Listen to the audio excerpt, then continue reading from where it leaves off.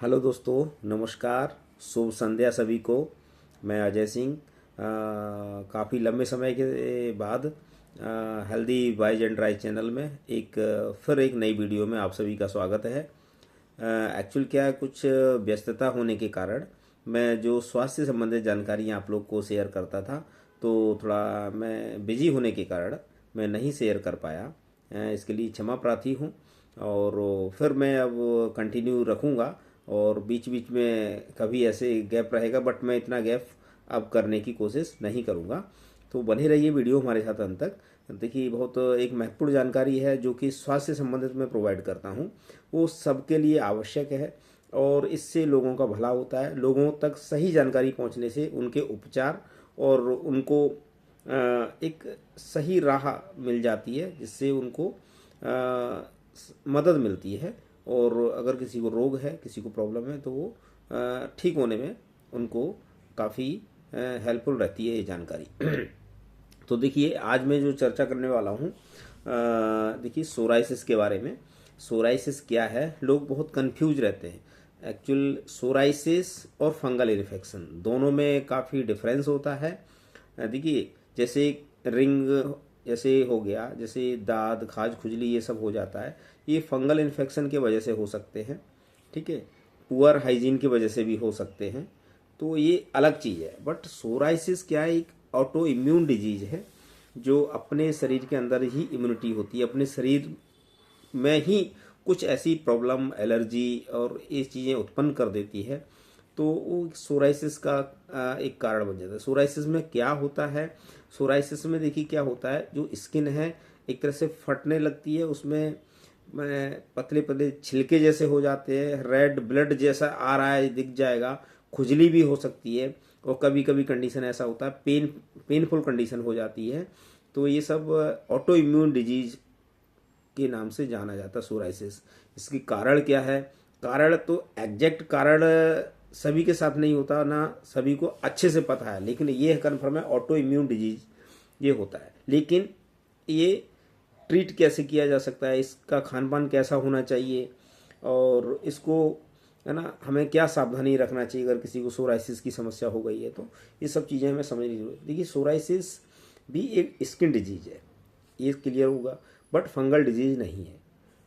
जैसा कि सोराइसिस में और रैसेस हो जाते हैं। रैसेस मीन्स चकत्ते जैसे पड़ जाना, स्किन क्रैक हो जाना, स्किन फट जाना, ब्लीडिंग टाइप का होता है ना। पस जैसा भी कभी कभी दिखेगा। स्किन कुछ समय बाद ठीक हो जाएगी, फिर आ जाएगी, खुजली रहेगी, वो जगह खुजलाने का मतलब वो रहेगा। ये कई जगह हो सकती है, स्केली होती है, और ये पैचेस हो जाते हैं। और ये कहाँ कॉमन, इसके कुछ कुछ एरियाज हैं जहाँ पर ये ऐसी सिचुएशन देखने को मिलती है।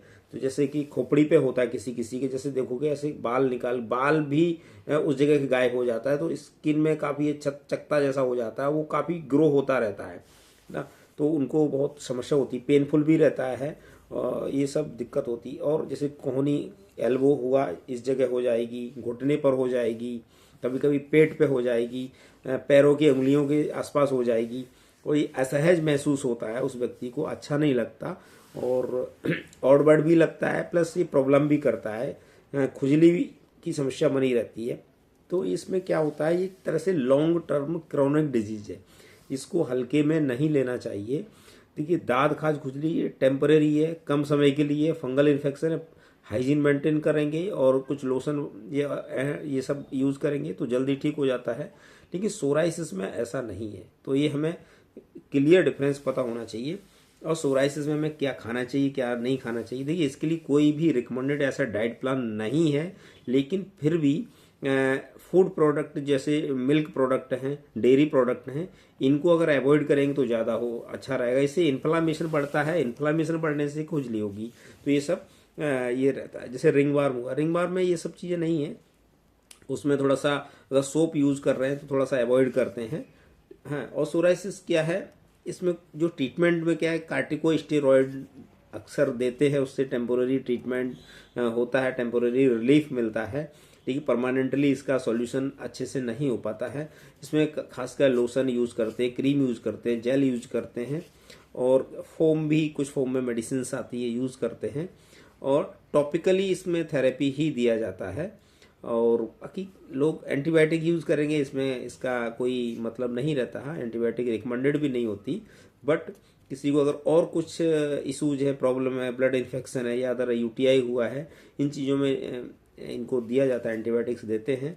बट एंटीबायोटिक सोच समझकर और कम ही उपयोग में लाना चाहिए, ठीक है। और इसके लिए अच्छा देसी जो व्यवस्था है, अगर हम उसको अपनाएं और उसको अगर यूज़ करें, हम खासकर जो देसी चीज़ें जो मेडिसिनल काम में आती हैं और उनको सही इस्तेमाल किया जाए तो उसका फ़ायदा अवश्य मिलता है। तो इसमें जो मुख्य रूप से जो फ़ायदे के लिए जो चीज़ें हैं, हम एलोवेरा का यूज़ करें। एलोवेरा बहुत फ़ायदा करता है, लेकिन इसको लोग यूज़ नहीं करते हैं। सोराइसिस में ये बहुत फ़ायदा करता है। एप्पल विनागर बहुत फ़ायदा करता है, जैसे अचार जिसमें वो हम यूज़ करते हैं, विनागर बहुत अच्छा फ़ायदेमंद होता है और हेल्दी होता है। और इसमें क्या है, हेल्दी डाइट लेना है। अब हेल्दी डाइट के लिए अगर स्पेशल कोई डाइट प्लान इसके लिए नहीं है, कोई स्पेशल मील इसके लिए रेडी नहीं है, कोई ऐसा रिकमेंडेड भी नहीं, बट फिर भी जैसे हरी पत्तेदार सब्जियां ज़्यादा से ज़्यादा यूज़ करेंगे, दालें यूज़ करेंगे, और डेयरी प्रोडक्ट इसमें भी अवॉइड करना चाहिए। एक्सरसाइज करेंगे, अच्छे से नींद लेंगे और हाइजीन मेंटेन करेंगे, ये सब सावधानियां हैं के तौर पर ये होता है।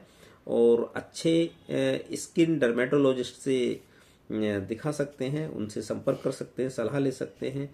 कभी कभी किसी को ऐसे हेरिडिटी चीज़ें हो जाती हैं, तो ये इसमें ऐसा नहीं है, शरीर की ही इम्यूनिटी होती है और हमारे शरीर को ही प्रॉब्लम करती है, तो इसलिए इसको ऑटो इम्यून डिजीज़ बोला जाता है।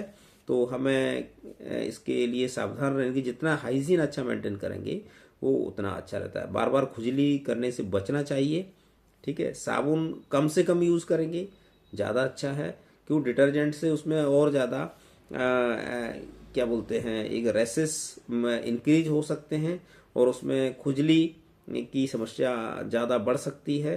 तो ये सब चीज़ें थोड़ा सा अवॉइड करेंगे। और गुनगुने पानी जितना अच्छा रहेगा उसके लिए, जैसे स्नान कर रहे हैं तो उसमें गुनगुना पानी यूज़ करेंगे ज़्यादा अच्छा है, या नॉर्मल वाटर यूज़ करेंगे तो अच्छा है। हाइजीन विशेष महत्व इसमें रखता है। तो बस मेरा आज का जो उद्देश्य है आपको जानकारी देने का, ये मतलब था कि सोराइसिस और बाकी फंगल इन्फेक्शन, इन दोनों में डिफरेंस समझने की कोशिश करें। कोई रैसेस लंबे समय तक रह रहा है तो समझ लीजिएगा कि दाद नहीं है, दाद ईजिली ठीक हो जाती है, उसको क्योर किया जा सकता है। लेकिन सोराइसिस जो ऑटो इम्यून डिजीज है उसको जल्दी क्योर करना संभव नहीं है। किसी किसी को ठीक होती है, बट इसको ऐसे बोल दिया जड़ से खत्म हो गया, जल्दी खत्म होने वाली ये प्रॉब्लम नहीं है। तो हमको थोड़ा सा सबसे अच्छा इसमें क्या है, हमको सावधानियाँ, हाइजीन, सेफ्टी, अवेयरनेस है। अगर सही जानकारी है तो हम कहीं तक कुछ चीज़ों को कम कर सकते हैं। जिस तरह से हम लोग कार चलाते हैं तो सीट बेल्ट लगाते हैं, एक सेफ्टी हो जाती है। मोटरसाइकिल बाइक चलाते हैं तो हेलमेट लगाते हैं, ब्रेक सही है कि नहीं, लाइट सही है कि नहीं। इसी तरह से हमारे स्वास्थ्य से संबंधित हमारा सही खान पान होना चाहिए, हमारी एक्सरसाइज होना चाहिए, भरपूर नींद होना चाहिए, अननेसेसरी हमको प्रेशर और टेंशन नहीं लेना चाहिए, और ऑयली चीज़ें कम करना चाहिए, और हरी सब्जियां अवश्य खाना चाहिए, और खुश रहना चाहिए। हमें अननेसेसरी अनावश्यक रूप से तनाव बिल्कुल नहीं लेना चाहिए। तो ये सब स्वास्थ्य से संबंधित पहलू हैं जिन हम सबको ये समझना चाहिए और इनको याद रखना चाहिए, लोगों को बताना चाहिए, लोगों के साथ टाइम स्पेंड करना चाहिए। इससे क्या है, लोग एक भाईचारा भी बढ़ता है। तो ये सब चीज़ें हैं जो कि हमारे स्वस्थ और खुश रहने के एक नुस्खे हैं। तो आप लोग इसको उपयोग करिए, उसको दूसरों को भी फॉरवर्ड करिए। अगर हमारा ये बातें अच्छी लगती है, ये जानकारी अच्छी लगती है, तो हमारा healthy wise and drive channel like करिए, सब्सक्राइब करिए और लोगों को शेयर करिए। और आप लोग का भला होगा, दूसरों का भी भला होगा, सबको अच्छा लगेगा। तो बस मेरा यही निवेदन है। अभी मैं अब कंटिन्यू रहूँगा वीडियो में अंत तक बने रहने के लिए। आपका बहुत बहुत शुक्रिया, बने रहिए हमारे साथ अंत तक, ऐसे हमेशा वॉच करते रहिए। बहुत बहुत धन्यवाद।